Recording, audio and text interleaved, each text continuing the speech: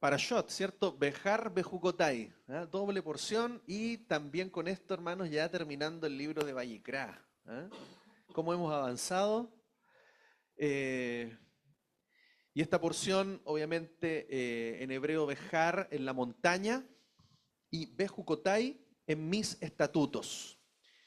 Esta porción va desde Levítico 25:1 hasta Levítico 27:34, ¿cierto? Como estamos leyendo doble, se organiza de forma diferente las porciones que hemos estado viendo toda esta semana, cada aliyá, y vamos a abarcar, ¿cierto?, lo que es la segunda aliyá. Es cortita, estas porciones son cortitas, y vamos a pedir a tres hermanos que puedan leer.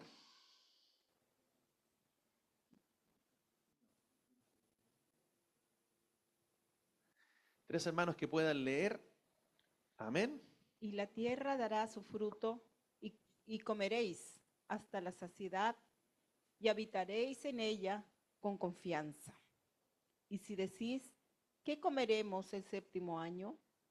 Si no sembramos ni recogemos nuestros productos, sabed que en el sexto año ordenaré mi bendición sobre vosotros, y la cosecha producirá para 3 años, y sembraréis en el octavo año, pero seguiréis comiendo de la cosecha antigua hasta el año noveno, hasta que llegue la cosecha del octavo, seguiréis comiendo de lo antiguo.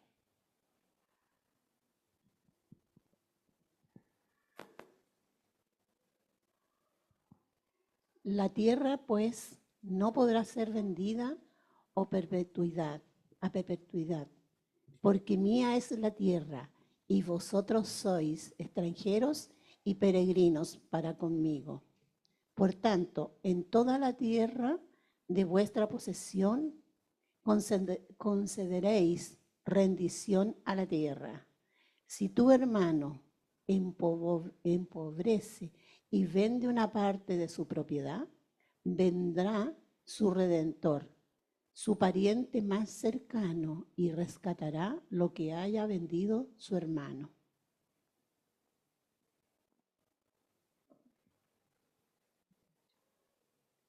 Y si un hombre no tiene quien lo rescate, pero es prosperado y su mano alcanza para su rescate, calculará los años desde su venta y pagará lo que falta a la persona a quien vendió, y volverá a su propiedad.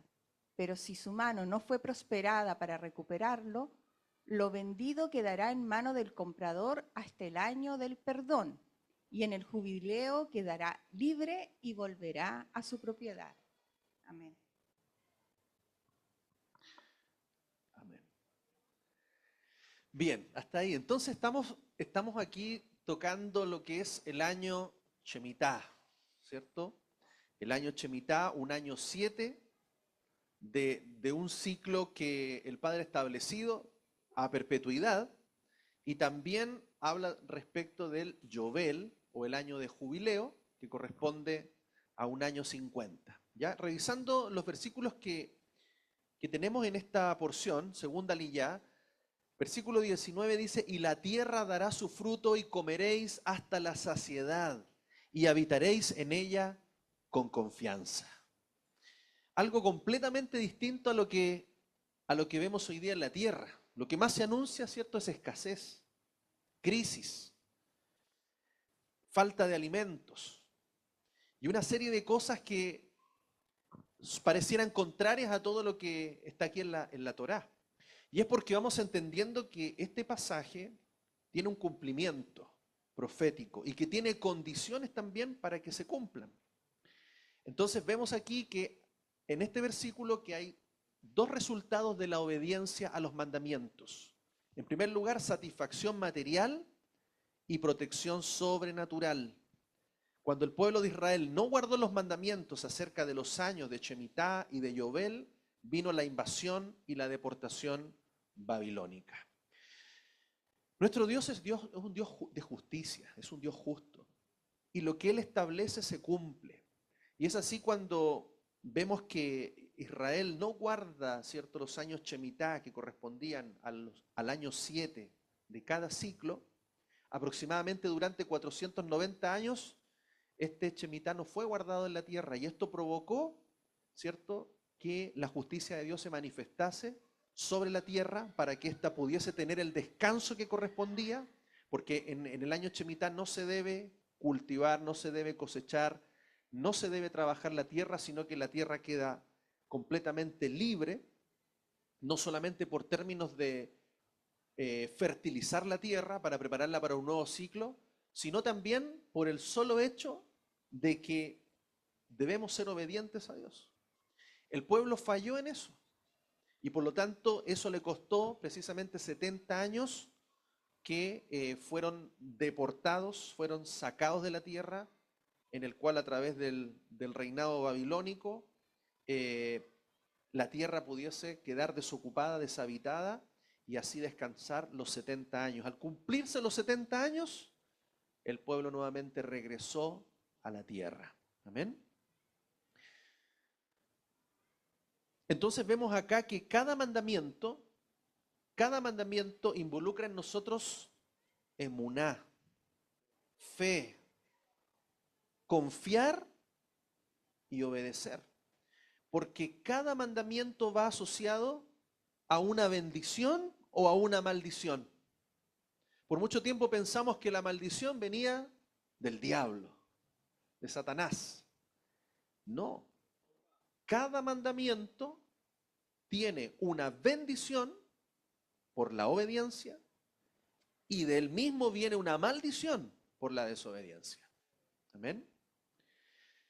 Eso es importante entenderlos, porque muchas personas que no entienden que esta maldición viene por consecuencia de la desobediencia, muchas veces están buscando la respuesta en otro lugar, están culpando a otros, en vez de entender que es nuestra misma desobediencia la que muchas veces nos tiene bajo maldición. Qué importante es eso. Amén. Por eso acá vemos que esta fe, confianza y obediencia va a involucrar siempre una promesa de bendición y de respaldo a aquel que la obedece. Porque imagínese usted hoy día, Dios nos diga, va a haber un año entero que no vas a trabajar. Ay, ay, ay. Bueno, algunos dicen amén, aleluya. ¿Ah? Un año sabático, qué maravilloso, ¿ah? Se viene, ¿ah? Se viene, hermanos. Próximamente en la tierra vamos a disfrutar un año Shemitah. Amén. Pero también la mente humana dice, ¿y qué vamos a comer? Si no trabajamos, no vamos a tener. Pero ahí, cuando hay obediencia, viene asociada una bendición, una promesa, en la cual Él va a respaldar sobrenaturalmente lo que Él nos está diciendo. Amén. Entonces es bueno obedecer a nuestro Elohim. Después sigue diciendo, y si decís, ¿qué comeremos el séptimo año si no sembramos ni recogemos nuestro producto? Esta es la pregunta. ¿Eh? Y claro, y precisamente si no trabajamos el séptimo año, ¿qué va a pasar con el octavo? O sea, viene un año que no vamos a tener cosecha, porque si no sembramos en el séptimo año, no vamos a tener tampoco cosecha el octavo año. Wow. O sea, no es tan solo algo que involucra una condición, es una condición mucho más amplia, ¿ya? Cuando comenzamos a reflexionar en esto.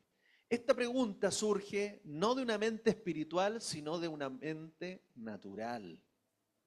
Es natural, es humano pensar en esto. ¿Eh?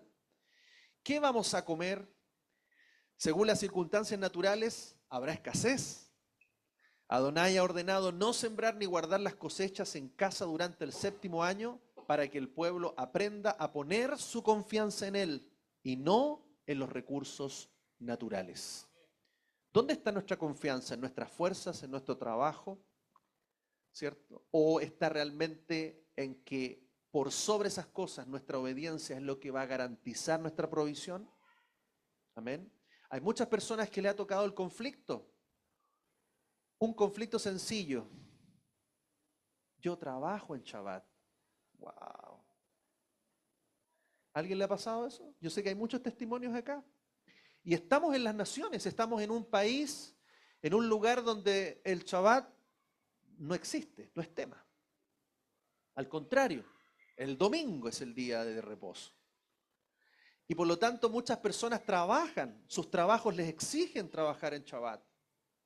Y ahí llega un momento en donde decimos, Padre, ¿qué hago? Este trabajo tiene estas condiciones. Y tú me llevas a la obediencia. Y ahí hay un paso a veces importante. ¿Qué hago? ¿Obedezco y confío? ¿O digo, Señor, qué voy a hacer con mi provisión y mi trabajo? ¿Se dan cuenta que la obediencia involucra fe? Y la fe, confiar en que si yo decido agradarle a Él, obedecer a Él, Él va a proveer. Él va a multiplicar, Él va a traer una doble porción para que nos falte en nuestro hogar. Y esa es una situación que a veces nos conflictúa. Es lo mismo que sucede aquí en este pasaje.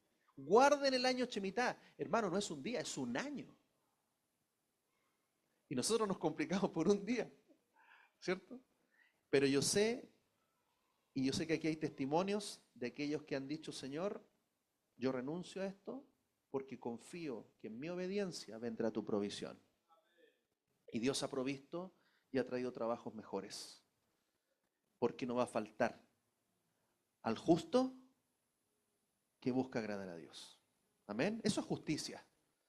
Es difícil, cuesta, estamos contra la corriente, estamos en un mundo completamente distinto, pero tenemos que comenzar a practicar de ahora lo que se va a hacer y se va a cumplir en forma sagrada en la tierra prometida. Amén. Wow, Dios está hablando. Yeshua lo decía, Mateo 6:31 en adelante, no os afanéis, pues diciendo qué comeremos, o qué beberemos, o con qué nos vestiremos, porque los gentiles, los que no están en pacto, los extranjeros, buscan con afán todas estas cosas, pero vuestro Padre Celestial sabe que tenéis necesidad de todas ellas. Buscad pues primeramente el reino y la justicia de Él, y todas estas cosas os serán añadidas. Y no os afanéis por el mañana, porque el mañana se preocupa de sí mismo. Basta cada día su propio mal o su propio afán. Amén. Entonces miren, cuando ponemos el reino de Dios y su justicia, hermanos, hoy día entendemos eso. Lo decíamos tantas veces. Buscad el reino de Dios y su justicia. ¿Cuál es el reino de Dios y su justicia? La justicia es vivir conforme a sus mandamientos. Eso es justo. Eso es un justo. Esa es una persona que hace justicia, que pone en práctica los mandamientos de Dios, la Torá. Nuestro Mesías Yeshua nos está dando una enseñanza sobre este tema. El que pone su confianza en su Padre Celestial no hace la pregunta, ¿qué comeremos? ¿Qué vestiremos? Porque sabe que si el Padre ha ordenado algo, Él se hará responsable para cuidar de sus hijos que le obedecen. Amén. Y este va a ser siempre la lucha que tenemos en nuestra mente, el hombre natural o el carnal con el espiritual.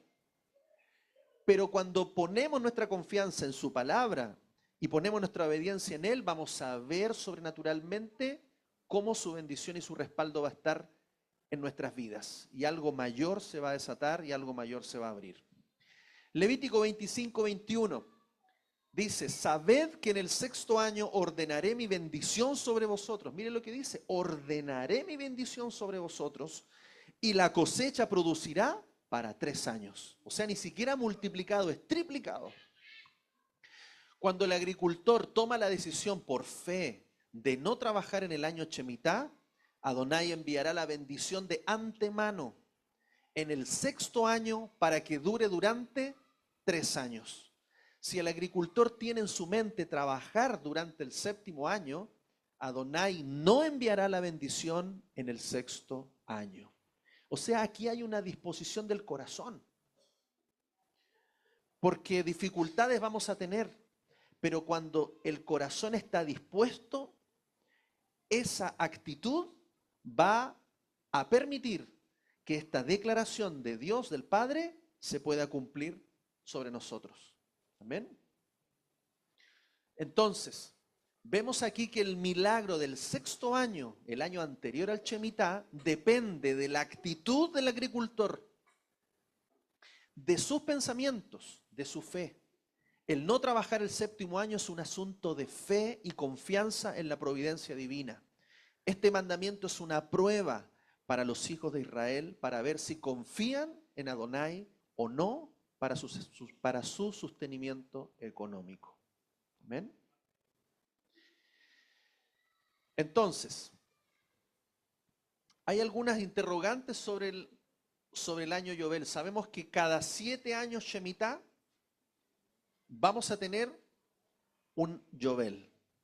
7 años o 7 semanas de años son 49 años.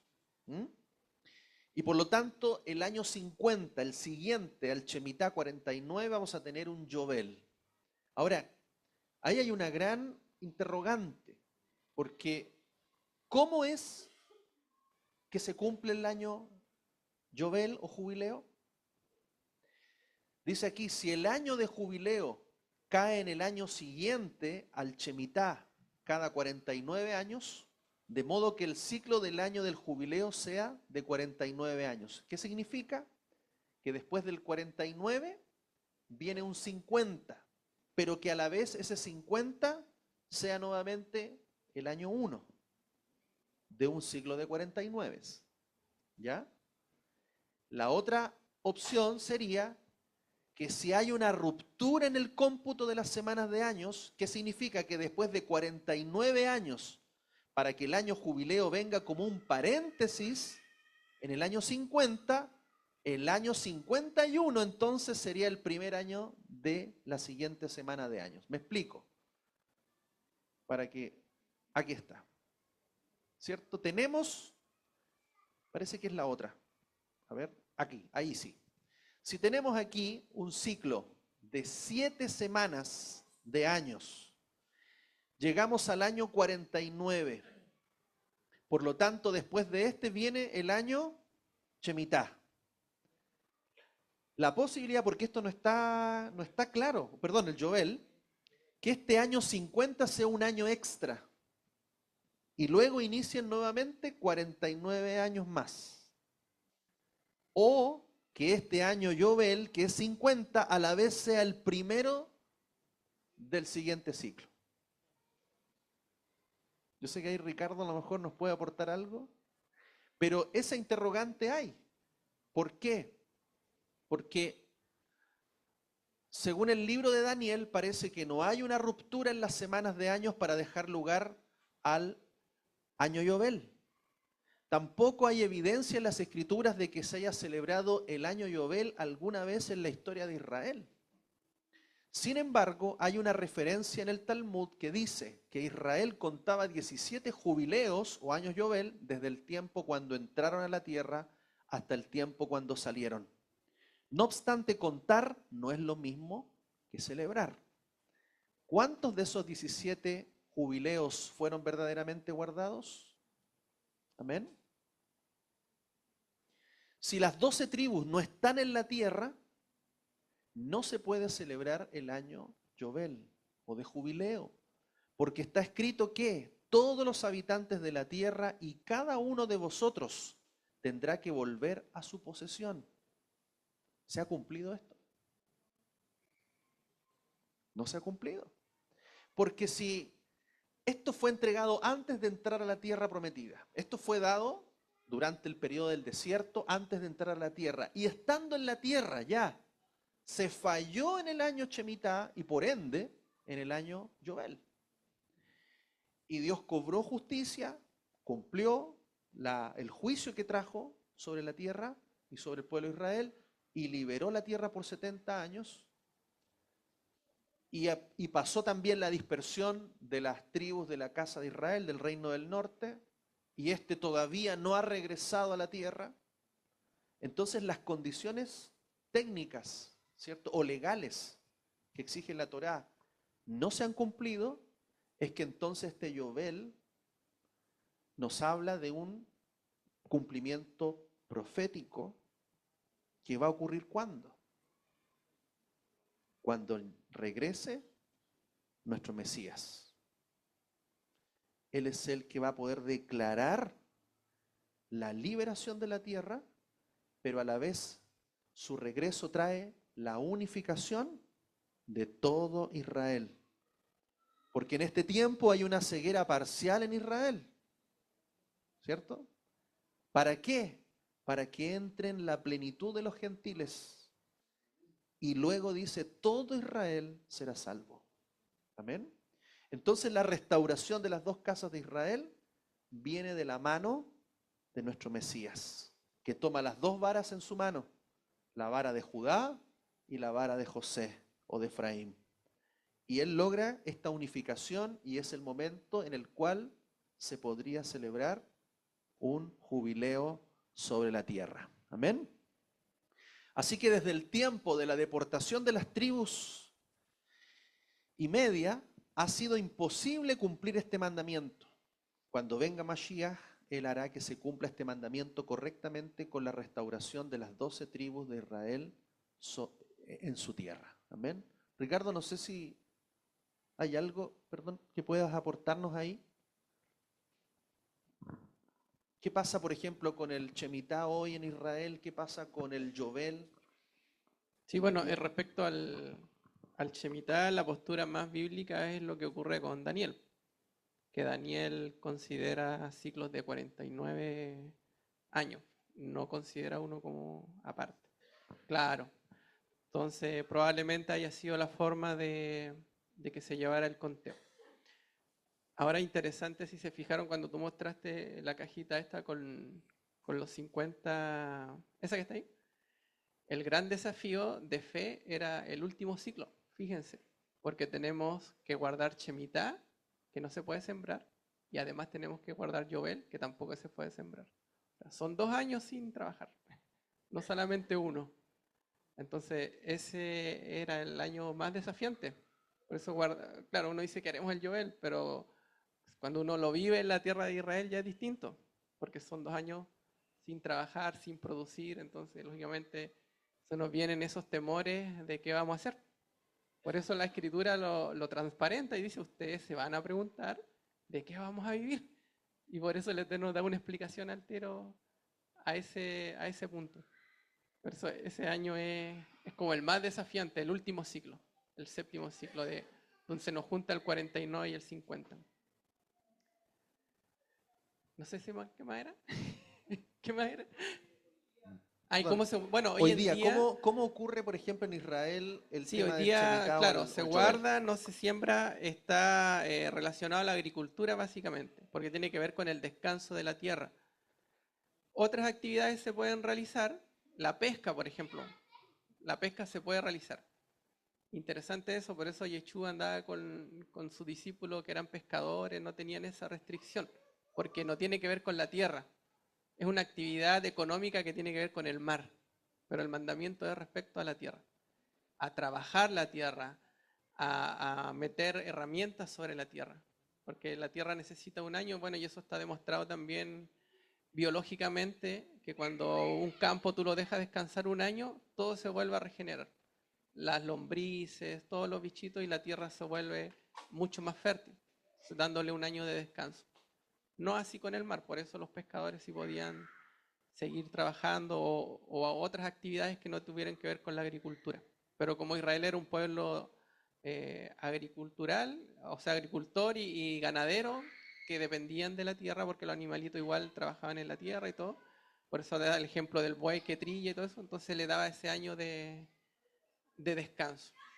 Y actualmente se respeta así en Israel, se trata de guardar ese año Shemitah, que el último fue el 2021-22, ¿cierto? Ese fue el último Shemitah, ahora estamos en el 3er año, dentro de los 7, si miramos ahí, vamos en el 3er año, en el próximo Yom Teruah entramos al 4.º año, del cuarto año del ciclo de Shemitah. Pero así se hace. Generalmente Israel hay cosas que se producen ahí, tratan de importarla de otros países y cosas así, fruta, en ese año para no trabajar la tierra. Claro. Lo otro que hacen también, como los israelitas son bien creativos, hacen cultivos aéreos, como la hidroponía, que tú cultivas en estos ductos. Entonces ahí yo no estoy alterando la tierra. Se la buscan. Pero la idea es un poco descansar, porque también aparte de trabajar la tierra, el agricultor tenía tiempo para estudiar Torah. Entonces ellos iban ese año ya, imagínense, no tenemos que trabajar, entonces nos dedicamos al estudio de la Torah full, por decirlo. También tenemos otros mandamientos el séptimo año, cuando el rey leía la Torah, ¿se acuerdan? El Hakhel, que se llamaba. Me acuerdo, nuestro hermano Fuente Alba estuvo ahí, sí, en el último, allá en Israel, cuando fue la lectura de la Torah pública que la hacía el rey. Es una figura de lo que va a hacer Yeshua también cuando él vuelva, porque él dice de Sion saldrá la Torah y va a ser de la voz del Mashiach, que es el último nivel de revelación que todos queremos escuchar, más allá del Sot, la revelación Mashiach. Eso. Amén. Eso es muy interesante porque nosotros podemos saber en qué ciclo de los 7 años estamos, ¿cierto? El último Hakel de la congregación, es donde está en Deuteronomio establecido por mandamiento que al terminar el año Shemitah, ¿cierto? Creo, bueno, después de Yom Teruah, Yom Kippur, por allí, se debe dar lectura pública a toda la Torá. Y esa ceremonia se hizo en octubre aproximadamente del 2022. ¿Ya? Por lo tanto, el próximo término de Shemitah lo tenemos en las fiestas de otoño de octubre de 2029. O sea, ahí tenemos el término de otro ciclo de 7. Por eso Ricardo también nos comentaba que estamos en el tercer ciclo, ¿ya? De este ciclo de 7 años. Y nos acercamos, ¿cierto?, a un Shemitah. Y que esto se aplicaría obviamente a la tierra, ¿ya? Por eso no hay descanso, no hay año sabático para ser pescadores de hombres. ¿Eh? No hay año sabático para predicar, ¿cierto? Para traer las almas a Yeshua. Amén. Bien. Interesante porque esto es algo muy, para nosotros muy desconocido. Gonzalo. A ver, veamos. ¿Este? ¿O este? Sí, eso. A ver, ahí. Ese. Pero... Hablamos de 49, 50. Claro. ¿De acuerdo, verdad? 49, sí. ¿Sí? Este sería el 49 y 50, este el 50. 50. Correcto. Y hablamos, para entenderlo, hablamos que estamos en el tercer año. Correcto, ahí. En el tercer año, en un ciclo que en 3 años más o en 4 años más se termina el jubileo. No sabemos, perdón, no sabemos todavía cuándo es el jubileo. Ok. O sea, este es un esquema, pero nosotros estamos en un ciclo de 7, pero no sabemos si estamos en este o en este. Ah, ok. Yo pensaba que esto ya es sabido, claro, que venimos avanzando y que empezó así. Claro. Bueno, creo que es desconocido hoy día la fecha del Yovel, ¿cierto? Está perdido. Y la otra consulta, antes que se me vaya, Ya. la otra consulta, ok, ya. Si nosotros decimos 2025 menos 50 es 1920 y pico y 2029 vamos a estar aquí. En el 2029 vamos a estar en un Shemitah. No sabemos en cuál de estos. Ya, ¿Ah? ok. Es un poco para tener el concepto, yo pensaba que era correlativo, como una secuencia. Ah, ok, ya. Entonces dije, avanzamos acá, avanzamos acá, avanzamos acá, avanzamos allá y estamos aquí. Nos falta esta carrera. Correcto. Yo lo pensé así.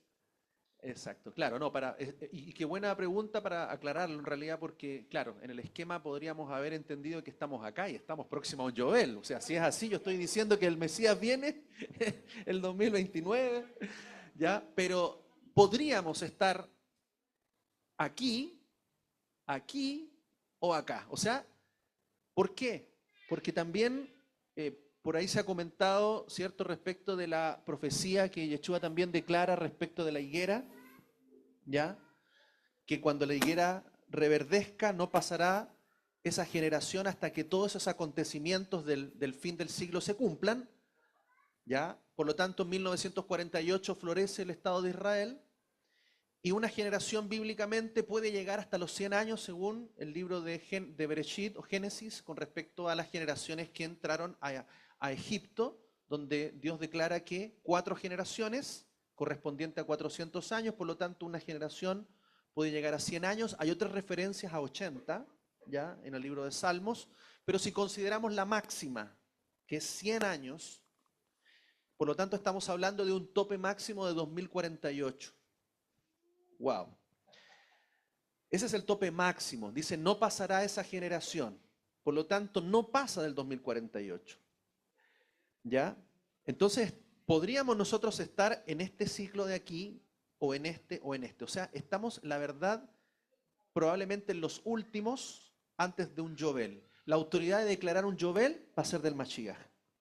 Él va a declarar el Yovel porque él va a cumplir que todos los hijos, ¿cierto?, de la casa de Israel van a ser tomados cuando él venga en las nubes, va a traer salvación sobre la casa de Judá, asediada, destruida, arrasada Jerusalén, va a guardar un remanente de la casa de Judá, va a reunir la casa de Israel y luego de eso, en Yom Kippur, según el profeta, pone los pies sobre el monte de los olivos y al poner el pie en la tierra, dice que ahí está declarado decretar el shofar en el día 10 del mes séptimo, para decretar, ¿cierto?, en este caso un año Yovel. Maimónides, ¿no es cierto que él estuvo en Sefarat ministrando a toda la dispersión por muchos años? Todos conocemos las publicaciones, muy respetadas respecto a guardar, ¿no es cierto?, la tradición y cómo venía el guardamiento del mandamiento. Y ellos dicen que ellos retomaron, conforme a los estudios que habían hecho hacia atrás, en esos años, con los registros que tenían, el conteo del Yovel en 1882. Se hizo un reseteo y se partió el conteo del pueblo de Israel del Yovel, y esa cuenta llevan. Y eso da que el próximo jubileo, adivine cuándo caen todas las fiestas juntas al mismo tiempo. 2029 y 2030. Así que un dato más para ponerle pelo a la sopa. Yeshua viene. Amén. Amén. Wow, wow, atentos hermanos, atentos. Claro. No lo digo yo, lo dice Maimónides. Claro, exacto. Estamos haciendo un comentario, obviamente una referencia de Maimónides. ¿Puede ser?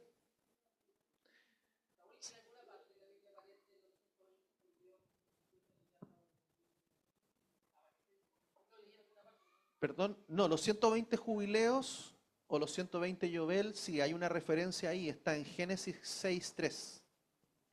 Génesis 6.3, habría una referencia de que más que el hombre viviese 120 años, está hablando una profecía respecto a la vida del hombre como humanidad. 120 jubileos o Yovel que corresponderían a 6.000 años y que también correspondería esos 6.000 años a 6 días mileniales, donde el séptimo, que es un Shabbat o un Shemitah, sería el año, el milenio, ¿cierto? Entonces tiene toda una forma de entendimiento profético. ¿Eh?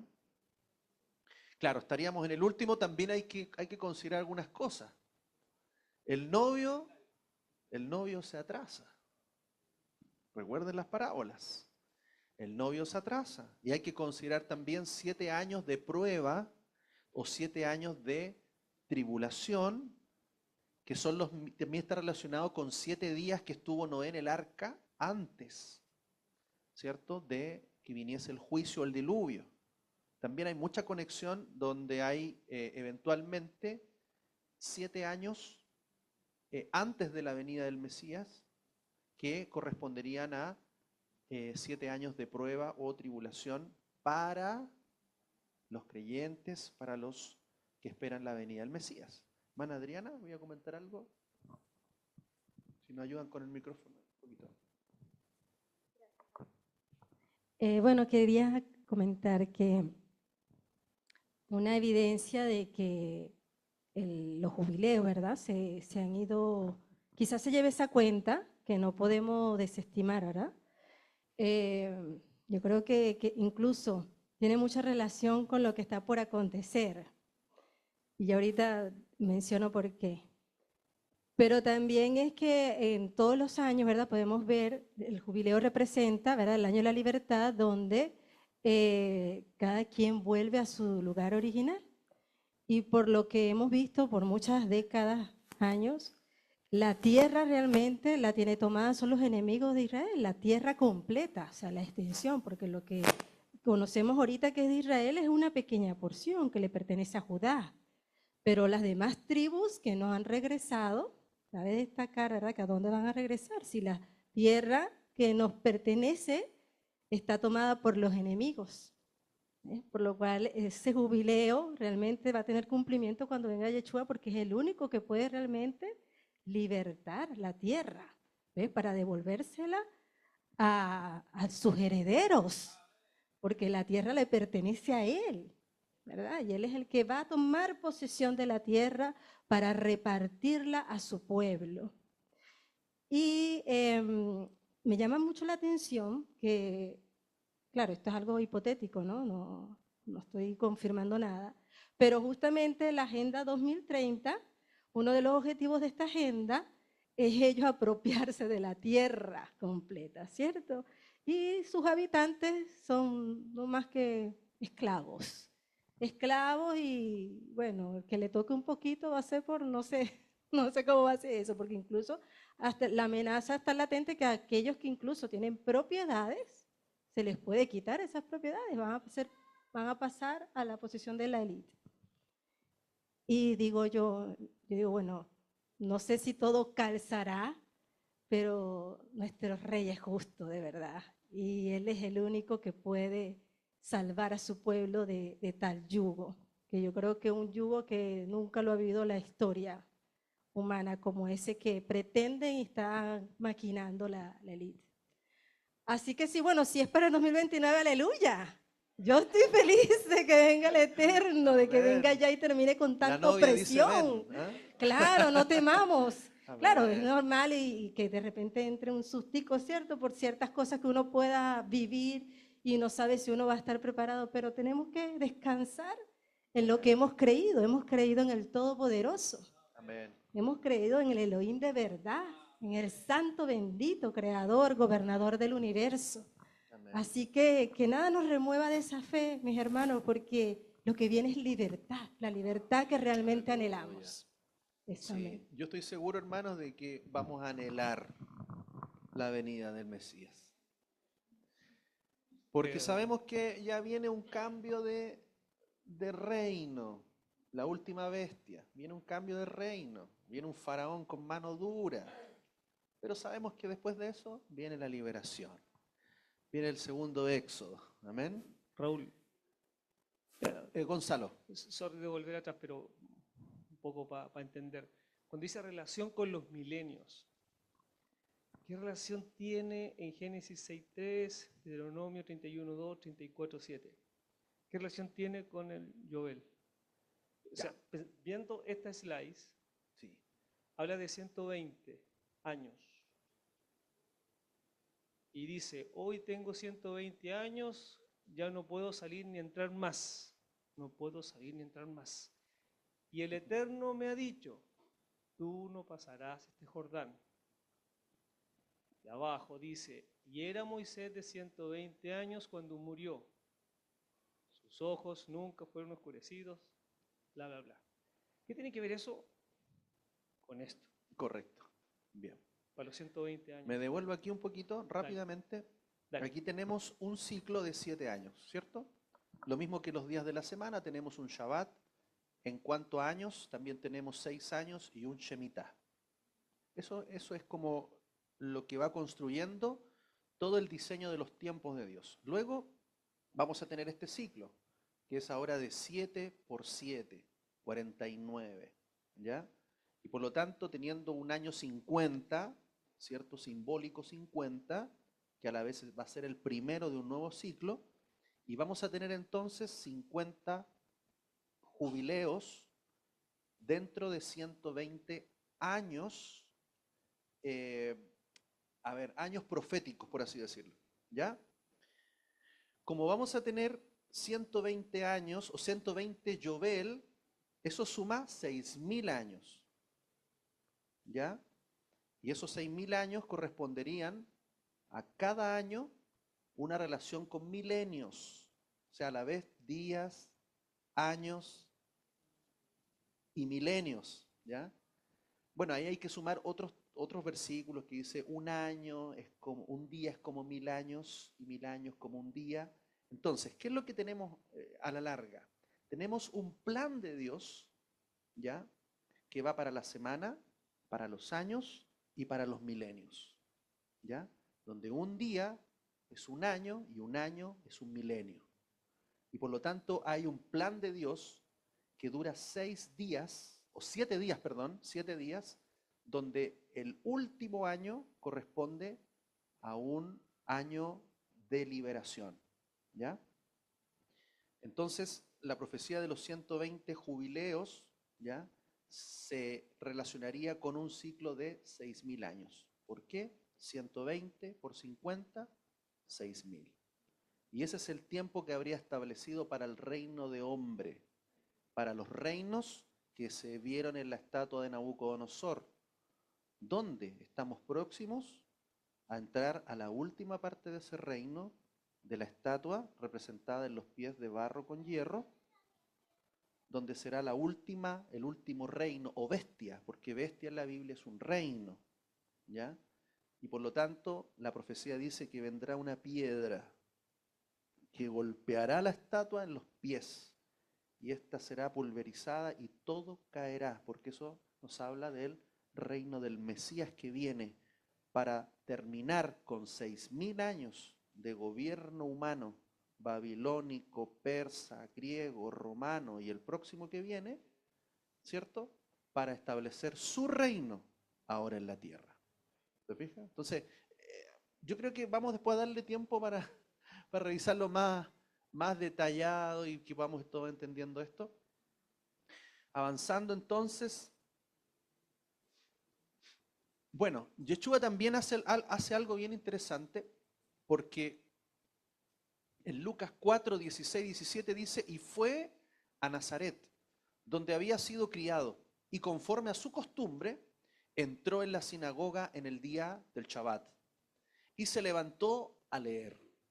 Y le fue entregado el rollo del profeta Isaías, y habiendo desenrollado el volumen, halló el lugar donde estaba escrito: el Espíritu de Adonai está sobre mí, por lo cual me ungió para dar buenas noticias a los pobres. Me ha enviado a proclamar libertad a los cautivos y recuperación de la vista a los ciegos, para enviar a los oprimidos en libertad, a proclamar el año favorable del Señor. Y sorprendentemente, hasta ahí llegó su lectura. Porque ¿qué es lo que dice el profeta Isaías después de eso? ¿Alguien lo recuerda? Dice anunciar, a proclamar el año favorable del Señor, y después dice, y el juicio. ¿Ya? Entonces dice, pero ¿por qué no terminó de leer? Y llegó hasta ahí. Porque eso lo va a cumplir en su segunda venida. Por eso hay profecías que tienen un cumplimiento en un momento, y en esa misma profecía tendrá cumplimiento en otro momento y con una distancia de muchos años después. Por eso Yeshua no venía todavía a traer el juicio, porque todavía no viene como rey, como juez. Primero vino como siervo para traer liberación. Ojo, no de la esclavitud romana en ese entonces, sino para traer la libertad espiritual a la cual estaba sometido el pueblo. Amén. Entonces dice, y habiendo envuelto el rollo, lo devolvió al asistente y se sentó. Y los ojos de todos en la sinagoga estaban fijos en él. Y él comenzó a decirles, y ahí ya lo sacan, hermanos, para apedrearlo. Hoy se ha cumplido esta escritura en vuestros oídos. Al buen entendedor, pocas palabras. Literalmente dijo, yo soy el Mesías que viene a cumplir la palabra del profeta Isaías. No muchos lo entendieron, hoy día lo tenemos como casi clarito, pero en ese tiempo no todos entendieron. En el tiempo del segundo templo se seguía una lectura trianual de la Torá de Moshe, en las sinagogas en la tierra de Israel. Es decir, durante 3 años, de Shabbat en Shabbat, pasaron por la lectura de toda la Torá de Moshe. Después de la lectura de la porción semanal de la Torá, también leían de los profetas, o la Haftará, que es lo que revisamos cada Shabbat también. Hechos 13:15. La lectura de los profetas fue introducida en las sinagogas durante los tiempos de persecución, cuando estaba prohibido leer la Torá de Moshe. Por eso el texto de la Haftará se asemeja al tema que se encuentra en la lectura semanal de la Torá. Entonces, ¿cuándo se estableció la lectura de los profetas? Durante el imperio griego, ¿cierto?, que prohibió la Torá. Sabemos todo lo que hicieron. Y en ese entonces, como la Torá era prohibida, la destruían, la quemaban, ellos comenzaron a seguir con la lectura ahora de los profetas. Y la lectura de los profetas estaba asociada a una porción de la Torá. Por eso usted puede ver que la lectura que se hace de la Haftará o los profetas tiene relación con lo que está hablando en la porción de la Torá. Entonces, de esta manera se agregó también los profetas o la Haftará a la porción de la Torá. Y también hoy agregamos la porción del Brit Hadashah o del Nuevo Pacto, ¿cierto? La agregamos también a la Torá y a los profetas. De esa manera, durante el tiempo de la prohibición de la Torá, podían leer de los profetas en las sinagogas y tratar el mismo tema que la Torá hubiera tratado durante esa semana, sin tener que leer la misma Torá. Luego, cuando ya no estaba prohibida la lectura de la Torá, se mantenía la costumbre de la lectura de los profetas que se colocaba después de la lectura semanal de la Torá. Entonces, cuando Yeshua estaba participando del servicio de Torá en su sinagoga, le llamaron para leer la Haftará, correspondiente a esa semana. Antes había habido varias lecturas del texto semanal de la Torá de Moshe, y ahora le tocaba terminar con la última lectura del día del profeta Isaías. Conforme a la costumbre del ciclo trianual, Yeshua leyó el texto de la Haftará, que correspondía a esa semana. El texto de Isaías 61, del 1 al 2, fue leído en el tercer año de lecturas, en el último Shabbat del mes de Eshvan, el octavo mes, alrededor de octubre, noviembre del anuario romano. Amén. Entonces, qué coincidencia, ¿eh? Justo ese día que lo invitan a leer la porción de los profetas, justo, como que no hubiera estado todo fríamente calculado por el Padre, ¿cierto? Le toca leer el profeta Isaías, donde declara que esa profecía se ha cumplido. Cuando se refiere al año favorable del Señor, eso que menciona el libro de Isaías, puede ser una referencia precisamente al año Shemitá o de Yobel. Antes de la lectura de Isaías, aquel Shabbat se había leído el texto de la Torá desde Deuteronomio 15:7 al 16:17, según el ciclo trianual. En ese texto se habla de la ayuda a los pobres, del año Shemitá y de las 3 fiestas anuales. La pregunta surge si Yeshua estaba ministrando en público en relación con un año Shemitá. Su ministerio consistía en traer de vuelta las ovejas perdidas de la casa de Israel, y esto está relacionado con los años Shemitá y de Yobel. Recordemos que la venida del Mesías fue también para reunir, para comenzar el llamado de las tribus que estaban exiliadas, expatriadas, de aquellos que se habían perdido, de aquellos que habían olvidado, ¿cierto?, su origen y su conexión con la descendencia de Abraham y las promesas, y que también por lo demás habían recibido también carta de divorcio ¿ya? Por haber quebrantado la Torá. ¿Amén? Así que esa lectura podría haber estado asociada al inicio de un año Shemitah o un Yobel. Luego dice el versículo 22, y sembraréis en el 8º año, pero seguiréis comiendo de la cosecha antigua hasta el año 9º. Hasta que llegue la cosecha del 8º, seguiréis comiendo de lo antiguo. Entonces aquí hay una palabra de promesa que podemos de alguna manera resumir en que en el año sexto, antes del Shemitah, se iba a dar una porción triple. Lo que se iba a cosechar en este año iba a alcanzar para el año 7, para el año 8 e incluso hasta el año 9. ¿Por qué? Porque si en el año Shemitah no se iba a sembrar, la cosecha se va a ver en el año 8. Pero si no hay cosecha, no hay siembra ni cosecha en el 7, no vamos a tener nada en el 8.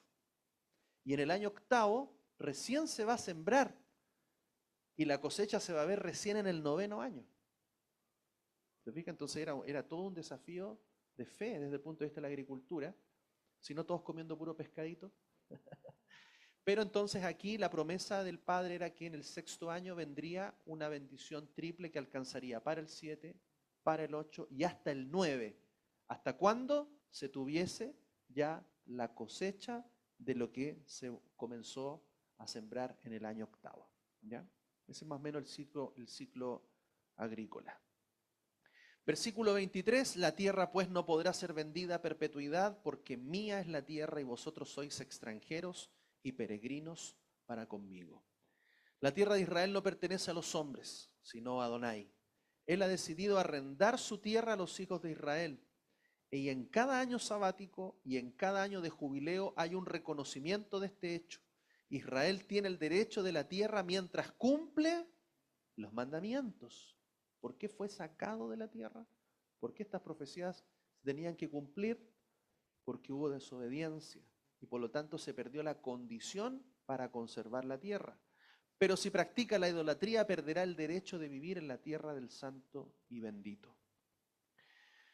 Segunda de Crónicas 7:19 en adelante dice, pero si vosotros os apartáis y abandonáis mis estatutos y mis mandamientos que he puesto ante vosotros, y vais y servís a otros dioses, y os postráis ante ellos, entonces yo los arrancaré de mi tierra, dice, que les he dado.